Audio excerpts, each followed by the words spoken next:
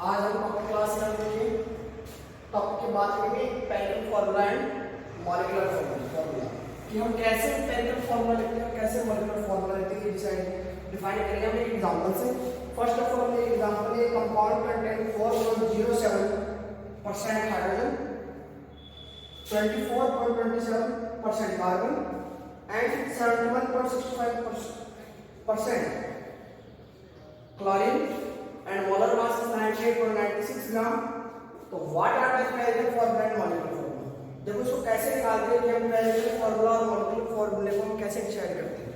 First of all हम क्या करते हैं,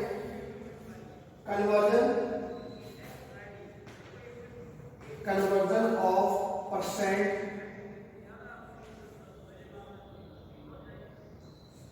मास percent, conversion of percent in grams. हमें जो ये वैल्यू दे दी कि हाइड्रोजन कार्बन और क्लोरीन की परसेंटेज में गिवन है, तो हम क्या करेंगे, इसको परसेंटेज को कन्वर्ट करेंगे किसमें, ग्राम्स में। तो देखिए मान लेते हैं कंपाउंड हमारा कितने का है, कंपाउंड है 100 ग्राम।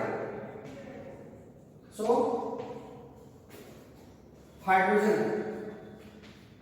इज 4.07%, तो converted to gram 4.07 gram. And carbon is 24.27%, so it is converted 24.27 gram. And finally chlorine 71.65% is converted to 71.65 gram. तो फर्स्ट ऑफ ऑल हम क्या करते हैं, कन्वर्जन ऑफ परसेंट इन ग्राम। सबसे पहले हम क्या करते हैं, कुछ ग्राम्स में कन्वर्ट कर लेते हैं, ठीक है। Second point,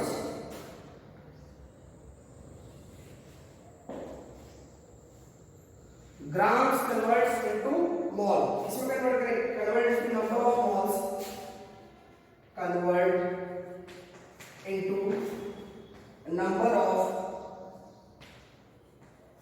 moles of each element. जितने भी आपको एलिमेंट दिए गए थे हम क्या कर लेंगे, मोल्स में कन्वर्ट कर लेंगे ईच एलिमेंट। अब नंबर ऑफ मोल्स को कैसे कन्वर्ट करते हैं, देखो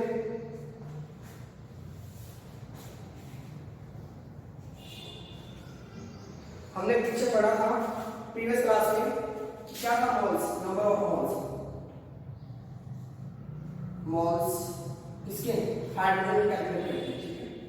तो हमने क्या किया था, गिवन मास कितना है 4.07 ग्राम अपॉन 1 मोल ग्राम को 1 मोल पदार्थ सब्सटेंस को ग्राम में व्यक्त करते हैं, उसको हम क्या कहते हैं, मोल कहते हैं, मोलर मास कहते हैं। 1 mole substance representing grams is called molar mass. तो इसका मोलर मास कितना होता है 1.008।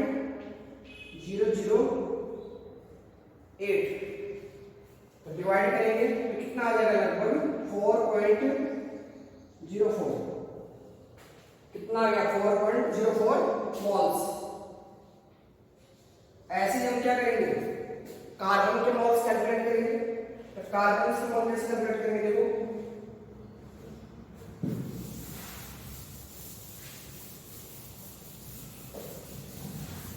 ध्यान में रखना है आपको, मोल मास कितना दिया गया था 98.96।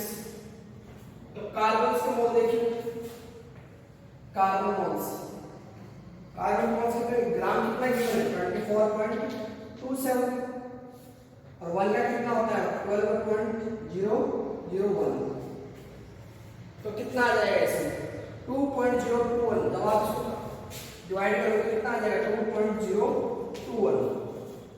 ऐसे आप क्या करोगे, थर्ड क्लोरीन के मोल्स पता कर लोगे।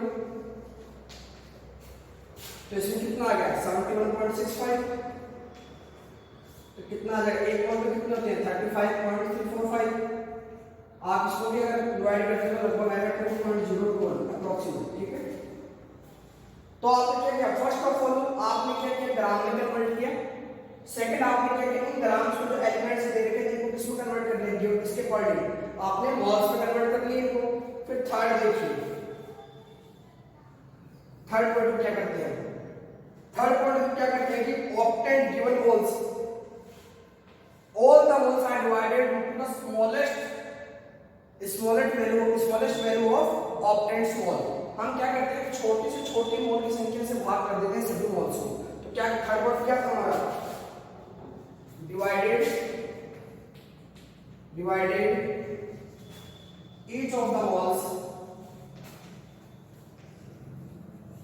divided each of the moles of each elements, so each element in value octant above the smallest number, value octant the smallest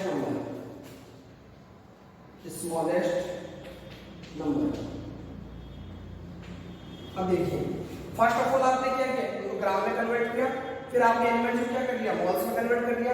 फिर आपने देखा कि जो हमें मॉल्स मिले उनमें सबसे कम वैल्यू कौन सी है, 2.021। तो हम इससे क्या करेंगे, सबको डिवाइड कर देंगे। जैसे देखो ये कार्बन, हाइड्रोजन और ये क्या था, क्लोरीन, हमारे पास 3 एलिमेंट्स थे। तो देखो इसका कितना आया था पहले का 4.04, इसको भाग डिवाइड किससे कर देंगे, 2.021 से। इसका कितना आया था 2.021, इसको क्या कर देंगे 2.021 से, इसको भी क्या करेंगे 2.021।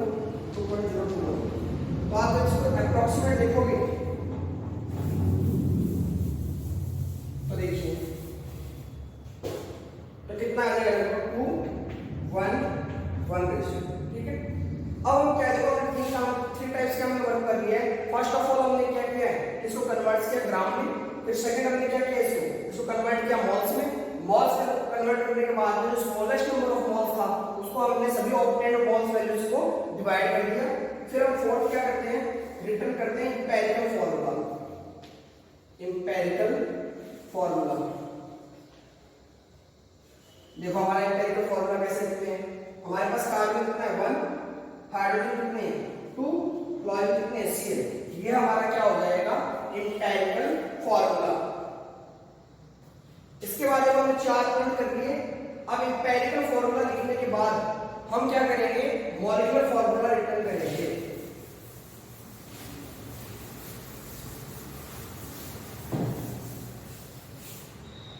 देखो इसमें हम क्या करेंगे, रिटर्न मॉलिक्यूलर फॉर्मूला। तो इसमें सबसे पहले तो हम क्या करेंगे, मोलर मास कैलकुलेट करेंगे। इसका molar mass of empirical formula, ठीक है। एम्पिरिकल फॉर्मूला कैसे करेंगे, देखो हमारे पास कार्बन कितना होता है 12.001, ये हमारे पास पीछे था, प्लस हाइड्रोजन कितने 2.02 इनटू 1.008, एक मोल में क्या था 1.008 था। एंड क्लोरीन का एलिमेंट कितना 1, हम किससे कर देंगे 35.345, ठीक है। अब हम इनको देखो क्या करते हैं, अब इनको कैलकुलेट करेंगे हम। तो कैलकुलेट करके कितना आ जाएगा 12 * 14 और 35 कितना होता है 49। तो कितना आ जाएगा हमारे पास 49.48 के अप्रोक्सीमेट आ जाएगा, 49.48 ग्राम मोल मास। इसमें क्या होता है ग्राम में लिख दिया हमने, ठीक है, ग्राम मोल से, या फिर हम कहेंगे इसको हमने ग्राम में लिख दिया। अब हम क्या करते हैं, एम्पिरिकल फॉर्मूला लिखने के बाद उसका मोलर मास कैलकुलेट कर लेते हैं। फिर हम उसमें निकालते हैं क्या एन फैक्टर। ऐसे निकालेंगे, एन फैक्टर निकालने के लिए हम क्या करते हैं, या फिर हम कह सकते हैं कि गिव पॉइंट में क्या करते हैं, मोलर मास को किसमें डिवाइड कर देते हैं, जो आपको गिवन मोलर मास था उससे डिवाइड कर देते हैं इसमें एम्पिरिकल फॉर्मूला मास से। जैसे मान लो आपने लिया, आपके पास क्या था 98.96 ग्राम क्या था आपके पास मोलर मास था, आपने इसको डिवाइड किससे कर दिया, जो आपके पास एम्पिरिकल फॉर्मूला का मोलर मास आया 49.48।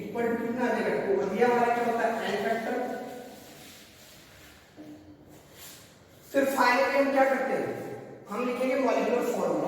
मॉलिक्यूलर फॉर्मूला लिखने के लिए हमें क्या करना पड़ता है, n फैक्टर को मल्टीप्लाई करना पड़ता है किससे, एम्पिरिकल फॉर्मूला से। तो मैं कह सकता हूँ सी में हम क्या करते हैं, मॉलिक्यूलर फॉर्मूला रिटर्न करते हैं, उसको हम क्या करते हैं, एम्पिरिकल फॉर्मूले को 2 से मल्टीप्लाई कर देंगे, फिर मैं कहूँ n फैक्टर से। n फैक्टर देखो अलग अलग निकलते हैं, एसिड के अंदर वो कितने सॉल्यूशन में एक्सप्रेस साइन दे सकते हैं उसके अकॉर्डिंग n फैक्टर निकाल सकते हैं। बेस में कितने OH माइनस साइन देगा, साइड्स में क्या पॉजिटिव आयन कितने चार्ज कंटेन करता है पॉजिटिव, उसको हम क्या कहते हैं, n फैक्टर कहते हैं। ये हम नेक्स्ट क्लास में पढ़ेंगे जब भी हम n फैक्टर के बारे में पढ़ेंगे। अभी हम इतना ध्यान देना है कि यहाँ ये क्या था, CH2Cl2 हमारा क्या था, एम्पिरिकल फॉर्मूला इनटू 2, तो क्या आ जाएगा हमारे पास C2H4Cl2, ये आ जाएगा हमारे पास। ये हमारा क्या आ गया, मॉलिक्यूलर फॉर्मूला। तो देखो एक बार फिर से रिपीट कर रहा हूं, समझ लो। देखो एम्पिरिकल फॉर्मूला में आप कोई भी वैल्यू परसेंटेज में गिवन होगी कि कार्बन कितना परसेंट है, हाइड्रोजन कितना परसेंट है और ऑक्सीजन कितना परसेंट है, उसको आपको क्या करना है, सबसे पहले आपको ये वैल्यू दी गई थी कार्बन, हाइड्रोजन और क्लोरीन की परसेंटेज में क्वेश्चन में कि कंपाउंड के अंदर क्या है, हाइड्रोजन तो 4.007% है, कार्बन कितना है 24.27%, क्लोरीन कितना है 7.65%। तो सबसे पहले आप क्या करते हो, ग्राम में कन्वर्ट कर देते हो। तो आपने परसेंटेज में किसमें कन्वर्ट कर दिया, ग्राम में कन्वर्ट किया। फिर सेकंड पॉइंट में आपने क्या किया, आपने एलिमेंट्स को मोल्स में कन्वर्ट कर लिया। जो ग्राम दिए गए थे given mass upon molar mass करके आपने क्या कर लिया, उसको मोल्स में कन्वर्ट कर दिया। मोल्स में कन्वर्ट करने के बाद में आपने देखा कि जितने भी आपके पास एलिमेंट थे उसमें सबसे स्मॉलेस्ट वैल्यू किस मोल की थी, उसको आपने क्या किया, जितने भी आपको मोल्स प्राप्त हुए थे अलग अलग एलिमेंट, उससे आप डिवाइड कर दोगे। उसको डिवाइड करने के बाद में आपके पास क्या आ जाएगा, आपके पास एक रेशियो आ जाएगा। रेशियो आने के बाद में आप क्या करते हो, एम्पिरिकल फॉर्मूला रिपीट करोगे, 1/2/1 जो आया तो हमने क्या कर दिया, CH2Cl हमारा एम्पिरिकल फॉर्मूला आ गया। फिर हम क्या करते हैं, एम्पिरिकल फॉर्मूला लिखने के बाद में फिर हम फिफ्थ में क्या करते हैं, मॉलिक्यूलर फॉर्मूला लिखते हैं, या फिर हम कह सकते हैं कि रिटर्न करते हैं इसको, मॉलिक्यूलर फॉर्मूला को। तो सबसे पहले मॉलिक्यूलर फॉर्मूला में क्या करते हैं, मोलर मास निकालते हैं, एम्पिरिकल फॉर्मूला जो हमारे पास आता है। तो हमने क्या किया, CH2Cl का एम्पिरिकल फॉर्मूला ये निकाला था, एक कार्बन था उसका वेट कितना होता है, और फिर हमारे पास हाइड्रोजन थे उनका वेट कितना हो जाएगा, क्लोरीन था उसका इतना हो जाएगा, टोटल हमारे पास क्या आ गया, मोलर मास आ गया। फिर हमने क्या किया, सेकंड पॉइंट, फिर जो हमारे क्वेश्चन में जो हमें मोलर मास जो गिवन था पूरे सॉल्यूशन का या फिर कहूं पूरे कंपाउंड का, तो उसको आपने डिवाइड किससे कर दिया, जो आपके पास एम्पिरिकल फॉर्मूले का मोलर मास है उससे आपने डिवाइड कर दिया। डिवाइड करने के बाद जो वैल्यू आई उसको आप क्या कहोगे, n फैक्टर। अब n फैक्टर आने के बाद आप उसको क्या कर दोगे, एम्पिरिकल फॉर्मूला से मल्टीप्लाई कर दोगे। मल्टीप्लाई करने के बाद में आपके पास क्या आंसर आ जाएगा, मॉलिक्यूलर फॉर्मूला। ये थे हमारा empirical formula and molecular formula. जैसे कुछ एग्जांपल्स और देता हूं मैं आपको एम्पिरिकल फॉर्मूला और मॉलिक्यूलर फॉर्मूला के।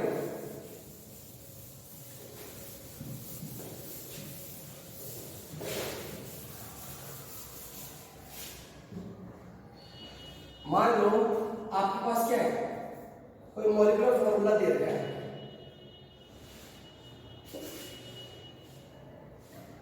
C2H4Cl2, ठीक है। C2H4Cl3 आपके पास कोई भी क्या है, मॉलिक्यूलर फॉर्मूला है, या फिर आप ऐसे कर लो, आप सिंपल ले लो C4H10 ले लो, सीधा C4H10 ब्यूटेन ले लो आप, C4H10 आपने क्या ले लिया, ब्यूटेन ले लिया, क्या है N ब्यूटेन। आपके पास मॉलिक्यूलर फॉर्मूला आपको पता है क्या होता है, अगर आप फटाफट कुछ मिनट के अंदर आप निकालना चाहेंगे एम्पिरिकल फॉर्मूला क्या होगा, तो आपको करना कुछ नहीं, क्या फॉर्मूला था, molecular formula into empirical formula into n factor. अगर मैं कहूं कि n फैक्टर अपॉन अगर मैं n कर दूं तो क्या आ जाएगा, एम्पिरिकल फॉर्मूला आ जाएगा। लेकिन इसके लिए आपको क्या निकालना पड़ता है, एम्पिरिकल फॉर्मूला। लेकिन आप क्या करोगे, सबसे पहले आपको दे रखा है कार्बन रेशियो हाइड्रोजन, कार्बन कितना है 4, हाइड्रोजन कितना है 10, तो आप क्या करोगे, इसको 2 से डिवाइड कर दोगे, 2 5, इसको सिंपलिस्ट कर दिया। सिंपल करने के बाद आपको पता चला ये रेशियो और नहीं आप ब्रेक कर सकते इसको। आपके पास फॉर्मूला क्या है, C2H5, यही आपका क्या है, एम्पिरिकल फॉर्मूला। जैसे एक एग्जांपल और लेता हूं मैं, एसिटिक एसिड का CH3COOH, ये आपने क्या लिया, एसिटिक एसिड ले लिया। अब इसको देखिए, आपके पास कार्बन है, इसमें हाइड्रोजन है और क्या है, ऑक्सीजन है। ये आपके पास इसका मॉलिक्यूलर फॉर्मूला दे रखा है आपने। अब जब इसमें देखिए कार्बन कितने 2, हाइड्रोजन कितने 4 और ऑक्सीजन कितने 2। फिर आप इसको सिंप्लीफाई कीजिए 1 2 1, तो आपका फॉर्मूला क्या आ जाएगा एम्पिरिकल C1H2O1। ये आपका क्या आ गया एम्पिरिकल फॉर्मूला। तो ऐसे आप क्या कर सकते हो empirical formula and molecular formula क्या कर सकते हो कैलकुलेट कर सकते हो। नेक्स्ट टॉपिक है हमारा stoichiometry of chemical reaction.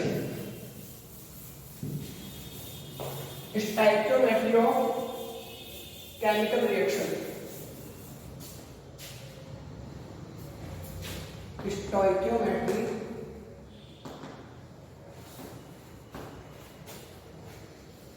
Chemical reaction.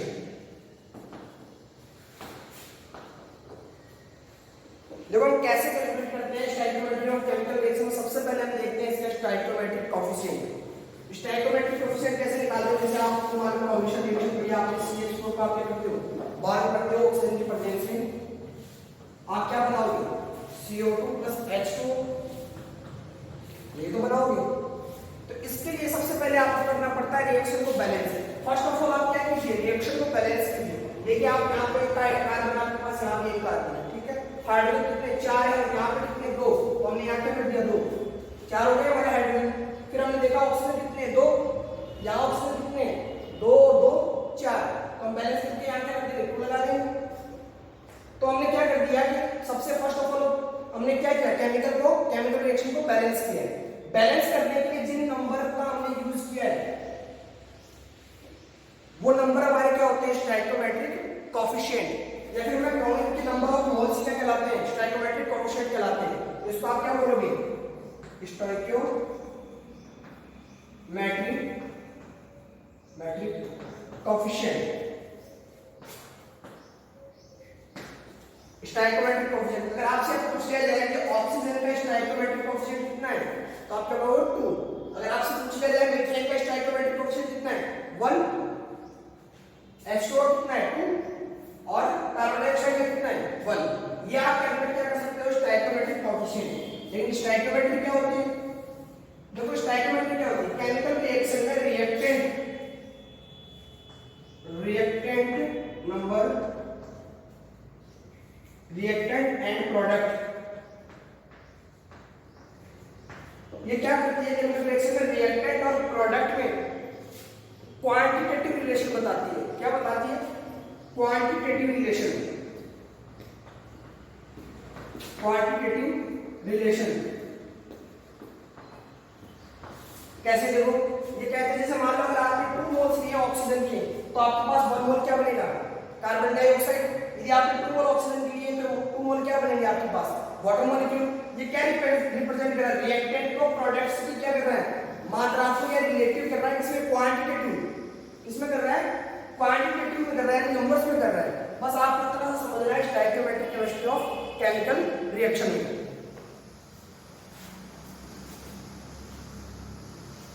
Next topic हम लेते हैं लिमिटिंग रिएजेंट।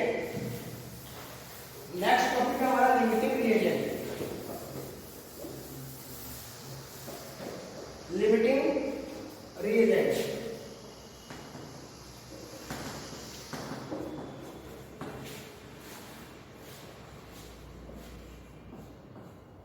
देखो लिमिटिंग रिएजेंट क्या होता है आपको नाम से स्पष्ट है कि लिमिटिंग रिएजेंट का मतलब यहां पे रिएजेंट कैसा हो लिमिट में हो।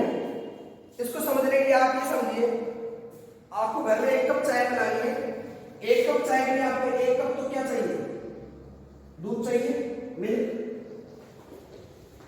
2 स्पून क्या चाहिए आपको टी चाहिए और 2 स्पून क्या चाहिए आपको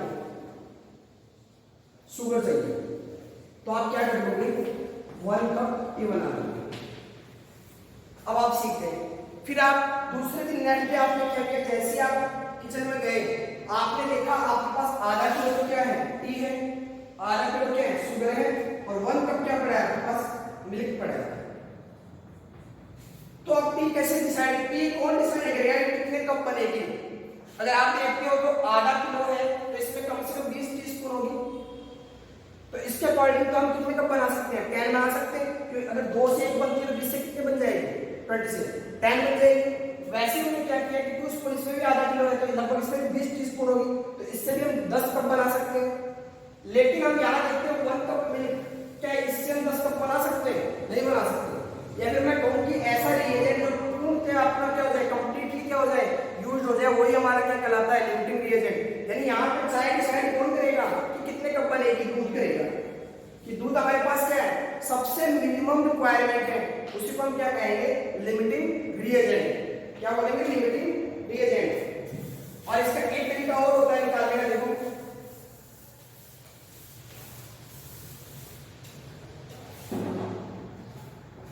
लिमिटिंग रिएजेंट निकालने का सबसे अच्छा तरीका है number of moles upon stoichiometric coefficient.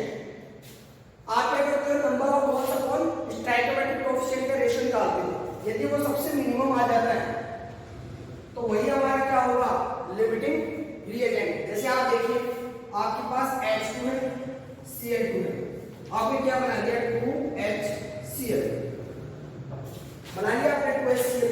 अब देखिए आपके पास क्वेश्चन है कि आपके पास क्या है, 1 ग्राम तो क्या है, हाइड्रोजन है, और 1 ग्राम क्या है आपके पास, क्लोरीन है, और ये कितने ml सॉल्यूशन में है, 500 ml सॉल्यूशन।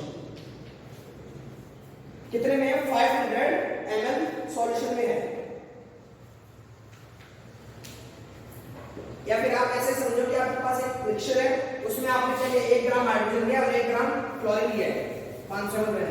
तो आप क्या कैलकुलेट करना है, इसका प्रोडक्ट कैलकुलेट करोगे, find limiting reagent and product. कैसे डिसाइड करोगे कि इनमें लिमिटिंग रिएजेंट कौन सा है? तो सबसे पहले आपको क्या निकालने पड़ेंगे, पहले आप स्टोइकोमेट्रिक कोएफिशिएंट अगर आपको निकालना है तो इसको बैलेंस करोगे। बैलेंस करने के लिए देखते हैं कि ऑलरेडी रिएक्शन कैसी है, बैलेंस है, 2 हाइड्रोजन 2 क्लोरीन 2 क्लोरीन। फिर हम क्या करते हैं, नंबर ऑफ मोल्स कैलकुलेट करने पड़ेंगे, मोल्स। तो हम देखते हैं हाइड्रोजन के मोल्स। मोल्स कैसे निकालते हैं, गिवन मास कितना है, 1 ग्राम, और हाइड्रोजन का भी कितना होता है, 1 ग्राम। तो कितना आ गया आपके पास, हाइड्रोजन कितने, 2 है, तो एक का एक होता है, 2 का कितना हो जाएगा, 2 ग्राम। टोटल तो आपके पास कितना है, 2 ग्राम है, यूज कितना कर रहा है वो, 1 ग्राम। तो कितना आ गया, 1/2। ये आपके पास क्या आ गए, मोल्स आ गए किसके, हाइड्रोजन के।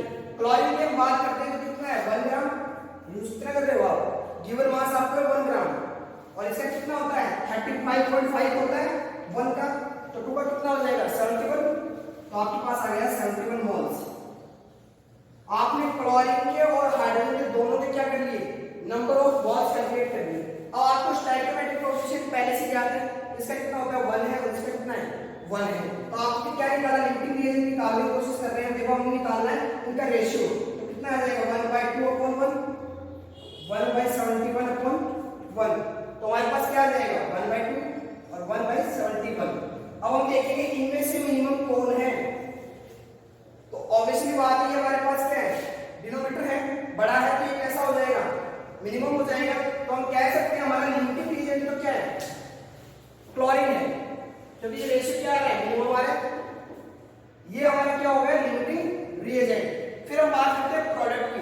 देखो प्रोडक्ट में अब ये डिसाइड हम जनरली क्या बोलते हैं कि हाइड्रोजन का एक मोल लेते हैं तो 2 HCl मिलते हैं, और क्लोरीन का एक मोल लेते हैं तो क्या मिलते हैं, 2 HCl मिलते हैं। लेकिन अब ऐसा नहीं होगा कि हमें पता है कि प्रोडक्ट कौन डिसाइड कर रहा है, लिमिटिंग रिएजेंट। तो लिमिटिंग रिएजेंट क्या है, क्लोरीन। तो हम कहेंगे कि अगर क्लोरीन का 1 मोल है तो ये हमें कितने मिलते हैं, 2 मोल। बिल्कुल, हमारे पास यहाँ क्लोरीन के कितने मोल है, 1.71, तो यहाँ हमें कितना मिल जाएगा, 2.71। फिर हम देखो इसका क्या करते हैं, फिर हमें निकालना क्या होता है, इसका प्रोडक्ट निकालना होता है। तो प्रोडक्ट कैसे निकालोगे आप, प्रोडक्ट के लिए आपको पता होना चाहिए, इसके अंदर आपने एक फॉर्मूला देखा था आपने कि इसका कितना वेट बनता है, तभी तो आप बताओगे ना प्रोडक्ट क्या बन रहा है। तो आपने मोल्स अपॉन क्या निकाला था, given weight upon molar mass, ये तो निकाला था आपने। तो आपके पास मोल्स तो है, गिवन है कैसे मोल्स, बताइए मोल्स कितने हैं, 2.71। फिर आपके पास क्या निकालना है, इसका मोलर मास। मोलर मास कितना होगा, क्लोरीन का कितना होता है, 35.5, हाइड्रोजन का कितना हो जाएगा, 1, तो टोटल कितना आ जाएगा, 36.5। यदि आपको वेट निकालना है तो आप क्या करोगे, इसको इधर ले जाओगे, तो आपके पास मोल्स तो कितना है, 2/71। फिर ये जैसे ही कराएगा ये क्या हो जाएगा, मल्टीप्लाई हो जाएगा। मल्टीप्लाई कितना होगा, 36.5 ये आ जाएगा आपके पास। इसको आप कैलकुलेट करोगे तो आपके पास क्या आ जाएगा, जब आप इसको आपस में से मल्टीप्लाई करोगे तो आपके पास कितना आ जाएगा, 73/71। ये वेट आ गया हमारे पास इसका प्रोडक्ट का। तो इससे लिमिटिंग रिएजेंट क्या करता है, ये डिसाइड करता है कि प्रोडक्ट कितने अमाउंट में बनेगा। कौन डिसाइड करता है, लिमिटिंग रिएजेंट। और लिमिटिंग रिएजेंट कैसे निकालते हैं, लॉस अपॉन स्टोइकोमेट्रिक कोएफिशिएंट का रेशियो निकाल लेते हैं। जिसका रेशियो ऑफ मिनिमम आता है वही हमारा क्या होता है, लिमिटिंग रिएजेंट। जैसे मैंने आपको चाय और दूध का एग्जांपल दिया था, तो उसमें मिल्क क्या था, बहुत ही लिमिट मात्रा में था। उससे लिमिट मात्रा में आप क्या बना पाते थे, चाय बना पाते। या मैं कहूँ कि पूरा का पूरा मिल्क क्या हो गया, रिएक्शन में यूज हो गया था। तो ऐसी चीज जो पूरी की पूरी क्या हो जाए, रिएक्शन में यूज हो जाए, वही क्या कहलाती है हमारी लिमिटिंग रिएजेंट।